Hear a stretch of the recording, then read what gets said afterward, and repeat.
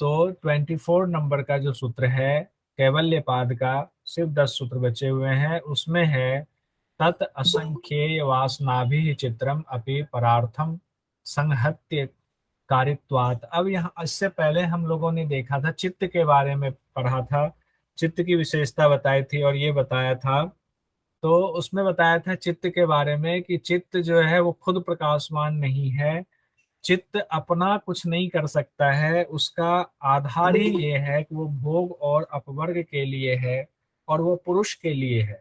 यहाँ भी वही चीज कह रहे हैं जो अब तक कई बार ऊपर चर्चा हुई है, डायरेक्टली इनडायरेक्टली। अब 24वें नंबर में चूंकि हमें पुरुष की चर्चा करनी है, कैवल्य को प्राप्त करना है, तो यहाँ कहा गया है कि असंख्य वासनाओं से जो भरा हुआ, असंख्य वासनाओं से जो रचा हुआ ये चित्त है, ये उस चित्त अपने लिए नहीं है, ये दूसरे के लिए। और वो दूसरा कौन है? पुरुष है, यानी पुरुष को भोग और अपवर्ग कराने के लिए चित्त है। उसके बाद 25 नंबर के सूत्र में है विशेष दर्शिनः आत्म भाव भावना विनिवृतः। अब कहते हैं जब विवेक ज्ञान मिलता है, यहाँ से बहुत इंपॉर्टेंट है, देखिएगा 25 नंबर से, जब विवेक ज्ञान मिलता है तो चित्त और आत्मा का भेद आपको साफ साफ पता चल जाता है, मतलब योगी को उस अवस्था में पता चल जाता है। आत्मदर्शन जब हो जाता है कि हम अलग हैं और ये चित्त अलग है, तो कहते हैं जब आत्मदर्शन हमें होता है तो हमारी अवस्था ऐसी होती है कि आत्मदर्शन से पहले हम ये जानना चाहते थे कि आत्मा कैसी होती है, आत्मा का स्वभाव कैसा होता है, वो सिर्फ हम किताबों में पढ़ते थे, लेकिन जिज्ञासा थी। अब जब विवेक ज्ञान प्राप्त हुआ, तब हमने आत्मदर्शन कर लिया, तब आत्मा के बारे में जो जिज्ञासा भाव था उसकी निवृत्ति हो जाती है। तो उसके बाद क्या होता है, अब देखिए जो बहुत इंपॉर्टेंट था वो विवेक ज्ञान से विवेक ख्याति, विवेक ख्याति को लेकर के कई बार सवाल आता है, और हम लोग विवेक ज्ञान और विवेक ख्याति को कई बार एक ही समझ लेते हैं, तो ये भूल ना करें, कभी ना करें। विवेक ज्ञान प्रारंभिक अवस्था है, विवेक ख्याति विवेक ज्ञान की अंतिम अवस्था है, यानी कि आरूढ़ होने की अवस्था, सिद्ध होने की अवस्था, दोनों में फर्क है। तो विवेक ज्ञान से विवेक ख्याति तक पहुंचते हैं, उसकी स्थिति का वर्णन किया गया, और उसमें क्या होता है एक सवाल में पहले अभी बता देता हूँ। विवेक ख्याति की स्थिति तक जब पहुंचते हैं तो धर्म मेघ समाधि हमें प्राप्त होती है, ये सवाल पूछा जाता है, ध्यान रखिएगा।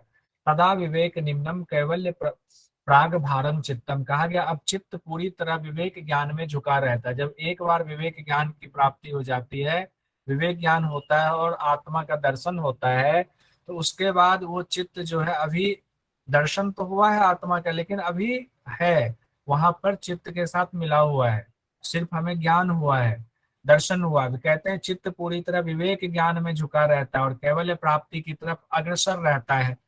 अब कैवल्य प्राप्ति की तरफ अग्रसर रहता है तो आगे क्या होता है, कहते हैं विवेक ज्ञान से समाधि के रास्ते तक पहुंचने के दौरान, जो उस दौरान वो जो रास्ता है, वो जो अंतराल है, उसमें पहले के सारी चीजें हट जाती है, लेकिन पूर्व संस्कार जो पड़े हुए हैं वो बीच बीच में उभरते रहते हैं, और उसी से हमें दूसरे पदार्थों का ज्ञान होता है। तो अब सवाल यहाँ उठता है कि जो पूर्व संस्कार अभी भी पड़े हुए हैं, जबकि हमें आत्मदर्शन हो गया है, आत्मा के बारे में जानकारी मिल गई है, तो फिर पूर्व संस्कार जो अभी थोड़े बचे हुए हैं उसको कैसे खत्म किया जाए। कहते हैं अब उन पूर्व संस्कारों का नाश कैसे हो, तो 28वें नंबर में महर्षि पतंजलि कहते हैं हानम हानम एशाम क्लेशवत उक्तम, इन संस्कारों का नाश क्लेशों की तरह ही किया जाता है। हम लोगों ने जब क्लेश के बारे में पढ़ा था द्वितीय पाद में, तो वहां पर हम लोगों ने क्लेश निवृत्ति के उपाय पढ़े थे। उसमें हम लोगों ने प्रति प्रसव के बारे में पढ़ा था, प्रति प्रसव के द्वारा क्लेशों का नाश होता है।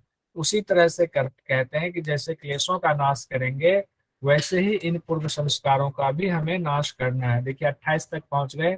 अब यहाँ पर कहते हैं विवेक ख्याति की स्थिति और धर्म में एक समाधि की प्राप्ति, यानी विवेक ख्याति। अब जब क्या है विवेक ख्याति वो बताते हैं, बहुत इंपॉर्टेंट है 29 नंबर का ये सूत्र कि प्रसंख्याने अपि अकुशीदस्य सर्वथा विवेक ख्याते धर्म मेघ समाधि। जिस योगी का विवेक ज्ञान से भी वैराग्य हो जाता है, कई बार आपसे पूछा जाता है विवेक ख्याति क्या है, तो ये ध्यान रखिएगा, जिस योगी का विवेक ज्ञान से भी वैराग्य हो गया है, उसका विवेक ज्ञान अब हमेशा के लिए प्रकाशवान हो गया है। हमेशा के लिए विवेक ज्ञान को प्रकाशवान होना ही विवेक ख्याति कहलाता है। विवेक ख्याति का शाब्दिक अर्थ ही यही होता है कि हमेशा के लिए प्रकाशवान रहना। यानी कि जब ये स्थिति पहुंच जाती है, हमेशा के लिए चित्त प्रकाशवान हो जाता है, विवेक ख्याति की स्थिति पहुंच जाती है, तो धर्ममेघ समाधि की प्राप्ति हो जाती है। तो धर्ममेघ समाधि की प्राप्ति कब होती है? अगर ये सवाल आए तो क्या होगा? विवेक ख्याति प्राप्त होने पर धर्ममेघ।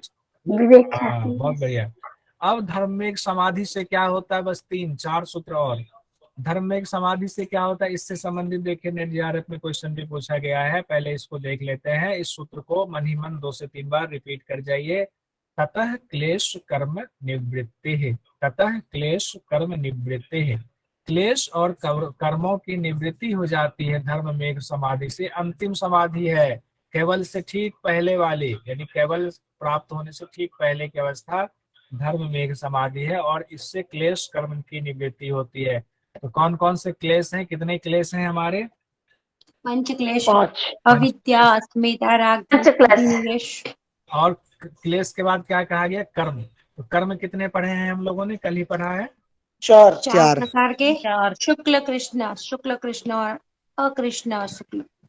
ठीक, अब देखिए क्वेश्चन क्या पूछा गया, वो भी देख लीजिए नेट जीआरएफ में जो पूछा गया। योग सूत्रानुसार क्लेश व कर्म निवृत्ति का उपाय है ऋतंबरा प्रज्ञा, धर्म में समाधि, निर्वितर का निर्वाचारा। बताइए। धर्म में समाधि। अब कहते हैं धर्म में समाधि हमें प्राप्त हो गई, तो अब हम कैवल्य की तरफ बढ़ रहे हैं। तो कैवल्य के सफर में और क्या क्या रास्ते में आएंगे, बस 3 सूत्र में ये बताया गया है, और फिर पातंजल योग सूत्र फिनिश हो जाएगा। इसमें कहा गया अब योगी के ज्ञान का स्वरूप कैसा होता है। जब आपको धर्म में समाधि मिल गई, 31 नंबर में कहते हैं अब योगी के ज्ञान का स्वरूप कैसा होगा। कहते हैं तदा सर्व आवरण, यानी कि सभी आवरण जो है वो हट जाएंगे, सारे पर्दे अब हट जाएंगे, क्योंकि केवल की प्राप्ति की तरफ बढ़ रहे हैं। सारे मल खत्म हो जाएंगे, जितनी गंदगी है वो खत्म हो जाएंगे। तब ऐसा ज्ञान सीमा रहित हो जाएगा। तब जो ज्ञान की प्राप्ति होगी, यानी कि अब जानने के लिए कुछ भी हमें शेष नहीं रह जाता है। यानी कि ज्ञेय पदार्थ अल्प हो जाता है, ज्ञेयम अल्पम। अब ऐसा होता है कि शायद ही कोई चीज बचा हो जिसका ज्ञान हमें ना हो। अब 32 नंबर में कहते हैं ततः कृतार्थानां परिणाम क्रम समाप्ति गुणानाम। उसके बाद अपने कार्य को पूरा कर चुकने वाले गुणों, यानी सतरज तम का काम यहाँ खत्म हो जाता है। उसका परिणाम का क्रम भी अब रुक जाता है, यानी पुरुष को भोग और अपवर्ग कराने का जो कार्य है प्रकृति का, वो एक तरह से पूरा हो जाता है। ये 32वें नंबर में कहा गया है।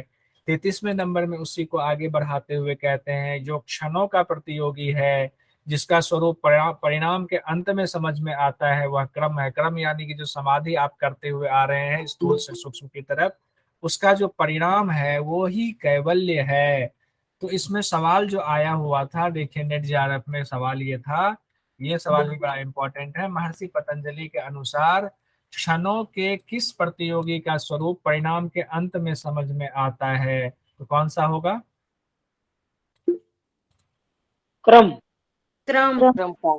अब लास्ट और अंतिम सूत्र पर हम आते हैं। पुरुषार्थ शून्यानाम गुणानाम प्रति प्रसव कैवल्यम स्वरूप प्रतिष्ठा व चित्ती शक्ति रीति। ये देखिए बड़ा इंपॉर्टेंट है, सबसे अंतिम, क्योंकि कैवल्य की प्राप्ति के लिए ही पूरा योग शास्त्र ये लिखा गया, पातंजल योग शास्त्र, और उसको हम समझ लें तो हमने सारा शास्त्र समझ लिया। इसमें 2 चीजें कही गई हैं, देखिए 2 चीजों को अलग अलग करके देखिए। कहा गया अब प्रकृति का अपवर्ग और भोग दोनों कंप्लीट हो गया, जब जब उसका प्रयोजन खत्म हो गया, तो क्या होगा कि अब प्रकृति यानी कि जो सतरजतम है वो अपने कारण में लीन हो जाता है। और कारण क्या है? मूल प्रकृति। मूल प्रकृति में सतरजतम लीन हो जाता है। जैसे मूल प्रकृति में सतरजतम लीन हो जाता है, तो फिर अपने आप पुरुष जो है मुक्त हो गया।